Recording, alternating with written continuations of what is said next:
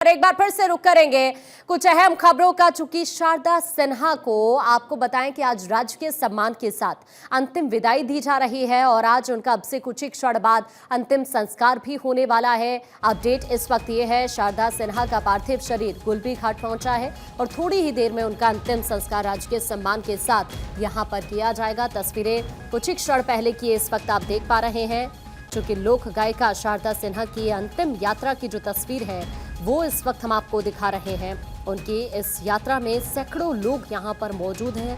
नम आंखों से उन्हें विदाई दी जा रही है। परिवार के सदस्य उन्हें कंधा दे रहे हैं। ये इस वक्त तस्वीरें हमारे सहयोगी सर्वेश वहां से दिखा रहे हैं। ये तस्वीरें इस वक्त आप देख पा रहे हैं। जो परिवार के लोग हैं, तमाम दिग्गज यहां पर इस वक्त मौजूद हैं। अंतिम यात्रा पर है इस वक्त शारदा सिन्हा और यहाँ शारदा सिन्हा अमर रहे और छठी मैया के जयकारे भी लगाए जा रहे हैं। चूंकि एक तरफ छठ पर्व और दूसरी तरफ ऐसे में उनका निधन हो जाना वाकई न सिर्फ पूरे बिहार के लिए, देश के लिए एक अपूर्णीय क्षति है। और इस वक्त हमारे सहयोगी सर्वेश पे हमारे साथ जुड़ चुके हैं, उनका रुख कर लेते हैं। सर्वेश, नम आंखों से विदाई की तस्वीरें वाकई बहुत दुखद है। जी बिल्कुल, देखिए आकांक्षा, जिस तरीके से शारदा सिन्हा को लेकर एक प्यार, एक भक्ति और एक स्नेह लोगों में उनका नाम लेते ही उमड़ पड़ता है, उसकी बानगी यहाँ देखने को मिल रही है। उनके पुत्र, उनकी पुत्री आपको तस्वीरों में पूर्व केंद्रीय मंत्री अश्विनी चौबे के साथ दिख रहे होंगे। शारदा सिन्हा का पार्थिव शरीर गुलबी घाट पहुँच चुका है। हम उनके अंतिम दर्शन कराने की आपको कोशिश करते हैं अपने दर्शकों को कि सीधे वो कैमरे की नज़र से, हमारे भारत 24 कैमरे की नज़र से हम उनके अंतिम दर्शन आपको कराएं। तो ये देखिए शारदा सिन्हा की जो चेहरा है वो आपको दिख रहा होगा। उनके तमाम जो शुभचिंतक हैं, उनको चाहने वाले यहाँ पे गुलबी घाट पे, पटना के गुलबी घाट पे मौजूद हैं। उनको अंतिम विदाई देने के लिए गार्ड ऑफ ऑनर दे दिया गया। मुख्यमंत्री नीतीश कुमार ने ऐलान किया था कि राजकीय समारोह के साथ पद्म पुरस्कार विजेता शारदा सिन्हा की अंत्येष्टि की जाएगी। गार्ड ऑफ ऑनर अभी थोड़ी देर पहले दिया गया। अब जो अंतिम जो अंत्येष्टि की जो प्रक्रिया होती है उसको पूरी करने की कोशिश, उनके पुत्र अंशुमन आपको तस्वीरों में दिख रहे होंगे। उनके पीछे उनकी बहन हैं। दो ही बच्चे थे शारदा सिन्हा को, एक पुत्र और एक पुत्री, और वो दोनों इस वक्त घाट पे मौजूद हैं। क्योंकि शारदा सिन्हा को लेकर एक तरह से जो 3 दिनों से, या यूं कह ले जब से वो बीमार थी, जब से वो वेंटिलेटर पे गई थी, तभी से बिहार के लोग सांसें गिन रहे थे। क्योंकि कई बार लोगों को ऐसा लगा कि शायद शारदा सिन्हा फिर से एक बार माँ छठी मैया उनको किस तरीके से हम लोगों के बीच सकुशल वापस भेज दें, लेकिन ऐसा हो नहीं पाया। नहाए खाए के दिन उन्होंने प्राण त्याग दिए और उसके बाद खरना के दिन उनकी बॉडी दिल्ली से पटना पहुंची। उस वक्त भी खरना के दिन जब बॉडी पहुंची, उस वक्त भी काफ़ी ज़्यादा तादाद में बिहार सरकार के कई मंत्री, उप मुख्यमंत्री और कई बड़े नेता, कई गणमान्य लोगों ने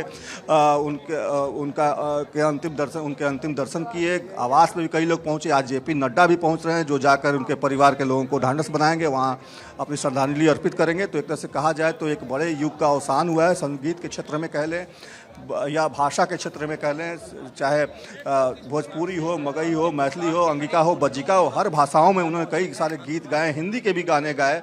बॉलीवुड में भी उनकी एक खास दखल थी। और एक तरह से कहा जाए तो सलमान खान की फिल्म मैंने प्यार किया क्या, एक गाना कहे तो सजना जो उन्होंने गाया था वो काफ़ी सुपरहिट हुआ था। कहा यह गया था कि हर गाने को लता मंगेशकर ने उसमें आवाज़ दी थी अपनी, लेकिन एक गाना जब शारदा सिन्हा ने अपनी आवाज़ में गाया तो सुपरहिट हो गया। और पुरवैया लोगों के लिए एक शारदा सिन्हा एक भावना थी। एक तरह से कहा जाए तो उनके लिए एक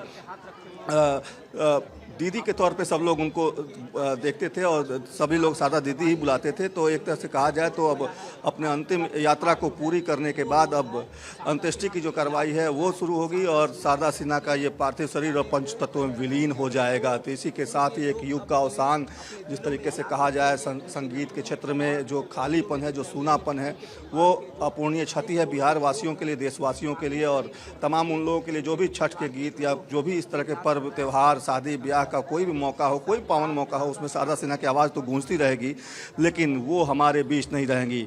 लेकिन अपने गीतों के जरिए शारदा दीदी अमर रहेंगी और उसकी बानगी यहाँ देखने को मिल रही है। किस तरीके से लोग मर्माहत हैं, आहत हैं। हालांकि हर्षोल्लास का मौका है, छठ पर्व का, जिसमें काफ़ी ज़्यादा खुशी होती है, लेकिन उसके बीच ये गम का माहौल कहीं ना कहीं लोगों को सता रहा है। लोगों को खल रहा है कि आखिर ऐसा क्या हो गया कि छठ के मौके पर ही शारदा दीदी हम लोगों के बीच नहीं रही। लेकिन लोगों का ये भी कहना है कि छठी मैया के गीतों से ही उनको प्रसिद्धि मिली थी और छठी मैया ने ही उनको अपने पास पहले ही दिन, नहाए खाए के दिन ही अपने पास बुला लिया। तो एक तरह से कहा जाए तो छठी मैया ने अपने श्री चरणों में शारदा दीदी को स्थान दिया है। निश्चित तौर पर ये एक तरह से कहा जाए तो एक भावुक क्षण हर उस व्यक्ति के लिए जो शारदा दीदी के गाने सुनकर बड़ा हुआ है, हर उस व्यक्ति के लिए जिसके लिए शारदा सिन्हा महज एक गायिका नहीं बल्कि दीदी थी, बड़ी दीदी थी, और तमाम ऐसे लोगों के लिए जो उनको एडमायर करते थे, उनको पूछते थे, क्योंकि संगीत की देवी, सुर सम्राज्ञी कहा जाता था, बिहार कोकिला कहा जाता था, पद्म पुरस्कारों से सम्मानित थी, प्रोफेसर भी रही थी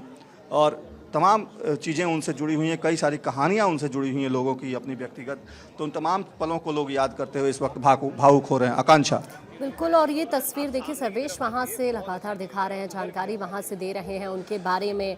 उनका व्यक्तित्व भी इतना सरल था कि आप देखिए यहाँ पर, इसी से आप अंदाज़ा लगा पाएंगे कि बड़ी संख्या में लोग यहाँ पर इस वक्त मौजूद हैं, नम आंखों से उन्हें विदाई देने के लिए यहाँ पर पहुँचे हैं। उनके बेटे की आप तस्वीर यहाँ पर देख पा रहे हैं, परिवार के लोग देख पा रहे हैं जो उन्हें कंधा दे रहे हैं। और आप ज़रा देखिए, दूर दूर तक आपको बड़ी संख्या में यहाँ पर लोग नजर आएंगे, क्योंकि उनका व्यक्तित्व ही इतना सरल था। जब भी किसी से मुलाकात करती थी तो बिल्कुल ऐसा उन्हें फील होता था कि हर शख्स उनका अपना है। और इसी वजह से चाहे बिहार के लोग हों या फिर देशवासियों की ही अगर हम बात करें, न सिर्फ बिहार की, तो सभी का एक विशेष लगाव उनसे रहा है। सर्वेश, चूंकि उनके जो संगीत रहे हैं, चाहे छठी मैया के गीतों की बात की जाए, अभी आपने कई फिल्मों का जिक्र किया जिनमें उन्होंने अपने संगीत को दर्शाया भी है, जाहिर तौर पर हमेशा से उनके संगीत में ये ज़रूर देखने के लिए मिलता था कि अलग अलग जो भारतीय शैली हैं वो अपने संगीत में उनको ज़रूर दर्शाती थी, प्राथमिकता देती थी, उन्हें प्रमुखता से दिखाया जाता था उनके संगीत में। मैं आपके पास लौट रही हूँ।